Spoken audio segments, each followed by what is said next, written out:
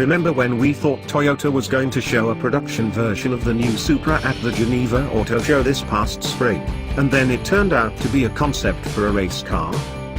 They're back to tease us again, and it's still not with the production car. That's right, it's another race car. This one, though, is more than a concept. This stock car version of the 2020 Supra, that launch year detail about the production car was confirmed at this reveal, is set to compete in the NASCAR Xfinity Series starting at the first race of the 2019 season at Daytona International Raceway next February. There are a lot of things that are fascinating about the decision to place Supra in a NASCAR National Series. The first is that wedging a car with unique and dramatic design elements into NASCAR's highly controlled Xfinity template is no easy task. To help, Toyota Racing Development recruited its design partner, Quality Design Research of Newport Beach, California. Supra joins a long list of styling projects that Quality has worked on with Toyota that includes the last 3 versions of the Camry from the Monster Energy Cup series, the Tundra from the Camping World Truck series, and the FD1 concept on which the new Supra is based. A big part of the challenge on this car was that, honestly, we couldn't really change a lot from the previous Camry Xfinity car, says Kevin Hunter, president of Quality Design Research. The front face of the production car is very sculptural, very three-dimensional. We had to figure out how to get that impression into this car. The Xfinity template is more restrictive than the Cup template to help keep development costs down for the second Deer series, which leaves the design team with only a scant few areas that are legal to modify: the hood, upper half of the nose, front fenders, quarter windows, and the rear of the tailgate. Everything else must stay in strict compliance. That said, this still leaves more room than one would think for aerodynamic improvement, from subtle shifts in the bodywork to more extensive development in the undertray. It's a box, it's not a singular data point, says David Wilson, Toyota Racing Development's president and general manager.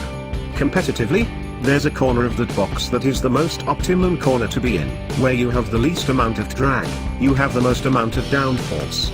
As we evolve our cars, we try and work closer and closer to that optimum. The most dramatic section of bodywork on the new Supra is the air scoop structure around the headlights. Toyota and Quality managed to integrate this into the final design, though the scoops are sealed off and not functional on the Xfinity car, while creating a minimum of aero disturbance. Looking at this area in this transition in this corner, says Andy Graves, Group Vice President and Technical Director for TRD, it would be really important for us to make sure that we're keeping the air attached at that point. Otherwise, you can have some pretty serious problems, especially as it pertains to the air reattaching to the deck lid downstream and keeping rear downforce on the car. The second thing that's intriguing about putting a Supra in NASCAR is that it runs counter to the entire reason that Toyota entered the sport in the first place. If Toyota uses NASCAR to show off how American it is, why choose Supra? It's not being built in the United States. It will be assembled in Europe at Magna Steyer's facility in Graz, Austria, as a joint initiative with the BMW Z4, and there may never have been another nameplate more steeped in Japanese motoring lore.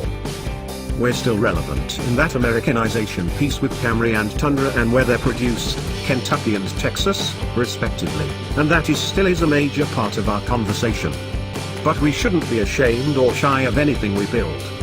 We build some of the best cars in the world, and we're proud of it. We shouldn't be ashamed to put them on a racetrack and let them compete against everybody else. We'll see the acceptance numbers, see how it goes when it gets on track at Daytona, and we'll go from there. With this launch in the concept from Geneva, that's now 2 Supra-related products that have been dangled before enthusiasts like proverbial carrots. And Toyota's not done yet, a third racing iteration, completely separate from the sports car racing or NASCAR realms, is to be announced before the production car's ultimate reveal. We're working on some initiatives to bring Supra back to the consciousness of the world, Wilson says. It's going to be really, really cool. NASCAR is not the be-all, end-all. It's just part of the strategy for Supra.